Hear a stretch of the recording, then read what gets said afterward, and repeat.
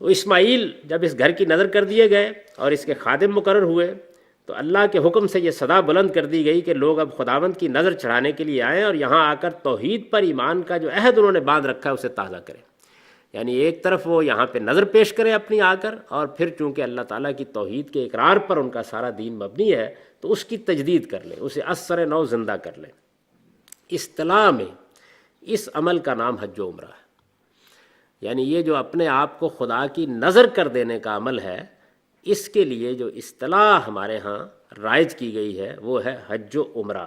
حج کا مطلب ہے قصد اور عمرے کا مطلب ہے آباد کرنا، تو گویا حج اللہ تعالیٰ کے ہاں نظر پیش کرنے کا قصد ہے، اور یہ قصد اگر بار بار سال بھر میں ہوتا رہے تو یہ اس معبد کی آبادی کا باعث بنتا ہے، اس لیے دوسری عبادت کو عمرے سے تعبیر کر لیا جاتا ہے۔ یہ دونوں عبادات یعنی حج اور عمرہ، یہ دونوں عبادات دین ابراہیمی میں عبادت کا منتہا کمال ہے۔ اب آپ اس بات کو سمجھ لیجئے کہ یہ کیا چیز ہے جس کو میں نے اس سے تعبیر کیا کہ یہ عبادت کا منتہا کمال ہے۔ یعنی بندہ جب کسی کو اپنا معبود مانتا ہے اور اپنے خالق اور اپنے معبود کے سامنے اپنی بندگی کا اظہار کرتا ہے تو یہ عبادت ہے۔ اس بندگی کے اظہار کے اسالیب ہوں گے، طریقے ہوں گے، انداز ہوں گے۔ تو آپ نے اپنے جسم کو جھکا دیا، آپ نے اپنا سر جھکا دیا، جس کو ہم رکوع، سجود اور اس طرح کی دوسری تعبیرات سے ادا کرتے ہیں، تو اس طریقے سے گویا آپ نے اداؤں کی زبان میں بندگی کا اعتراف کیا۔ اب ظاہر ہے کہ آپ اس سے آگے بڑھے، اور اس سے آگے بڑھ کر آپ نے اپنے اوپر اس پروردگار کی اطاعت کا مظاہرہ کرتے ہوئے کچھ چیزیں ممنوع قرار دے لیں، جس کو آپ روزہ کہتے ہیں، حالانکہ وہ چیزیں عام حالات میں جائز تھیں۔ تو یہ گویا اس سے ایک قدم آگے بڑھ گئے آپ، اور اگر آپ نے جان مال نظر کے طور پر پیش کر دی تو پھر اس کے بعد کیا باقی رہ گیا؟ یعنی جو بندگی کے مراسم تھے ان میں جب آپ نے آخر میں جا کر یہ کہا کہ جان بھی حاضر ہے، مال بھی حاضر ہے، تو جان اور مال کی نظر اللہ کے لیے پیش کر دینا، اپنے آپ کو گویا اللہ کے سامنے پیش کر دینا، اس کو قرآن مجید نے بیان کیا ہے دوسری جگہ پر، آپ یہ دیکھیں گے، اور یہ بتایا ہے کہ کس طریقے سے اللہ تعالیٰ بندوں سے یہی تقاضا کرتے ہیں۔ یہ آگے قرآن مجید کے حوالے زیر بحث آ رہا ہے۔ اصطلاح میں اس عمل کا نام حج و عمرہ ہے۔ یہ دونوں عبادات دین ابراہیمی میں عبادت کا منتہا کمال ہے۔ قرآن نے صاف اعلان کیا ہے کہ اسلام در حقیقت اللہ تعالیٰ کے ساتھ ایک معاہدہ بیع و شراء ہے۔ اسلام کیا ہے؟ یعنی اللہ تعالیٰ کے ساتھ ہم نے ایک عہد باندھا ہے، اور یہ خرید و فروخت کا عہد ہے۔ یہ عہد کیا ہے؟ پروردگار یہ کہتے ہیں کہ میں نے اپنی ابدی بادشاہی تمہارے لیے خاص کر دی، مرنے کے بعد جب تم اٹھائے جاؤ گے تو تم میرے حضور میں پیش ہوگے، اور میں ایک ایسی دنیا میں تم کو داخل کروں گا کہ جس دنیا میں وہ سب نعمتیں تمہارے لیے ہوں گی جن کا تم تصور کر سکتے ہو۔ اسی کو قرآن مجید کہیں جنت سے تعبیر کرتا ہے، کہیں فردوس سے تعبیر کرتا ہے، کہیں عدن سے تعبیر کرتا ہے، اور یہ بتاتا ہے کہ اصل دنیا وہ ہے جو اللہ پروردگار عالم نے اپنے بندوں کے لیے بنا رکھی، اصل دنیا وہ ہے۔ اب اس دنیا کو استحقاق کی بنیاد پر دینے کے لیے اللہ تعالیٰ کہتے ہیں کہ اس دنیا میں تم اپنے جان و مال میری نظر کر دو، پیش کر دو۔ تو اس کو قرآن مجید نے اسی طرح تعبیر کیا ہے۔ قرآن نے صاف اعلان کیا ہے کہ اسلام در حقیقت اللہ تعالیٰ کے ساتھ ایک معاہدہ بیع و شراء ہے، جس میں ہم اپنا جان و مال اس بہشت بری کے عوض بیچ دیتے ہیں جو ہمارے پروردگار نے ہمارے لیے تیار کر رکھی ہے۔ گویا ہم جان و مال قیمت کے طور پر پیش کر دیتے ہیں، اور اس کے عوض کی حیثیت سے جنت ہمارے لیے خاص کر دی جاتی ہے۔ یہ معاہدہ بیع و شراء ہے۔ قرآن مجید نے ارشاد فرمایا ان اللہ اشتری من المؤمنین انفسهم واموالهم بان لهم الجنہ۔ یہ سورہ توبہ میں، سورہ توبہ قرآن مجید کی 9ویں سورہ ہے، اور یہ اس کی 111 آیت ہے۔ تو اس میں ارشاد فرمایا ہے کہ حقیقت یہ ہے کہ اللہ نے مسلمانوں کے جان و مال ان کے لیے جنت کے بدلے خرید لیے۔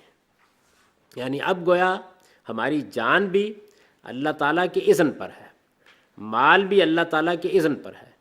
وہ ہمارے مال کے بھی مالک ہو چکے ہیں، ہماری جان کے بھی مالک ہیں۔ وہ جب چاہیں جان طلب کر لیں، جب چاہیں مال طلب کر لیں۔ اصل میں یہ احساس کہ میں نے اپنے جان و مال کو اللہ کی نظر کر رکھا ہے، اور اللہ تعالیٰ جب میرا جان و مال طلب کریں گے، میں اس کو پیش کرنے کے لیے حاضر ہو جاؤں گا، یہ عبادت کا آخری درجہ ہے، یعنی اس سے آگے کوئی چیز نہیں ہے۔ گویا بندے نے اپنے معبود کے لیے اپنی عزیز ترین متاع پیش کرنے کا فیصلہ کر لیا ہے، روز اس کا موقع نہیں آتا۔ یعنی مال غریبوں پر آپ خرچ کرتے ہیں، مسکینوں پر خرچ کرتے ہیں، تو گویا یہ خدا کا وہی حق ادا کرتے ہیں۔ جب آپ اللہ کے دین کے لیے مال خرچ کرتے ہیں تو یہ آپ وہی حق ادا کرتے ہیں۔ اور جب کسی موقع پر ظلم کے خلاف، عدوان کے خلاف اللہ تعالیٰ بلاتے ہیں کہ آؤ اپنی جان پیش کرو، اور آپ جہاد کے لیے میدان میں اترتے ہیں، تو اصل میں آپ اسی معاہدہ بیع و شراء کے لحاظ سے اپنے فرض کو پورا کرتے ہیں۔ یعنی اللہ تعالیٰ نے جو جان و مال خریدے ہیں، تو وہ جان و مال خریدنے کے بعد ظاہر ہے کہ اس نے اپنا کوئی کام نہیں اس سے لینا۔ اس دنیا کے اندر جو نظم اس نے قائم کر رکھا ہے، اس میں جان کی بھی ضرورت پڑتی ہے، اس میں مال کی بھی ضرورت پڑتی ہے، یہی اس دنیا کا قانون ہے۔ تو اللہ تعالیٰ کہتے ہیں کہ جب میری رضا کے لیے، میری خوشنودی کے لیے، میرے مقاصد کے لیے میں نے جو اخلاقی اہداف تمہیں دیے ہیں ان کو پورا کرنے کے لیے تم اپنی جان و مال دینے کے لیے تیار ہو گئے ہو، تیار ہو دینے کے لیے، جب مانگیں گے دے دی جائے گی، تو یہ گویا تم نے جان و مال کو بیچ دیا ہے، اور میں نے اس کے عوض میں تم سے یہ وعدہ کیا ہے کہ میں اپنی جنت تمہیں دے دوں گا۔ تو ارشاد فرمایا کہ یہ وہ چیز ہے جس کو اللہ تعالیٰ نے ایک سودے کے طور پر تم سے قائم کر رکھا ہوا ہے۔ دوسری جگہ آپ دیکھیں قرآن نے بیان کیا نا کہ هل ادلکم علی تجارۃ تنجیکم من عذاب علیم، یعنی کیا ہم تم کو ایسی تجارت کی خبر نہ دیں کہ تم یہ کرو اور اس کے سودے میں، اس کے عوض میں ہم تمہیں یہ عطا فرمائیں گے۔ یہاں جب سورہ توبہ میں یہ فرمایا تو پھر کہا کہ فاستبشروا ببیعکم الذی بایعتم بہ وذالک ھو الفوز العظیم، سو اس سودے پر خوشی مناؤ جو تم نے اپنے پروردگار سے کیا ہے، اور یہی دراصل بڑی کامیابی ہے۔ یعنی یہ جو کچھ تم دے رہے ہو یہ تو اسی کا دیا ہوا ہے اور کچھ بھی نہیں ہے۔ یعنی جان دے رہے ہو تو حقیقت میں کیا دے رہے ہو؟ اس کے دینے کے بعد ابدی زندگی پا رہے ہو۔ مال دے رہے ہو تو حقیقت میں کیا دے رہے ہو؟ اس مادی دنیا کے خزف ریزے دے رہے ہو، اس کے نتیجے میں خدا کی ابدی بادشاہی پا رہے ہو۔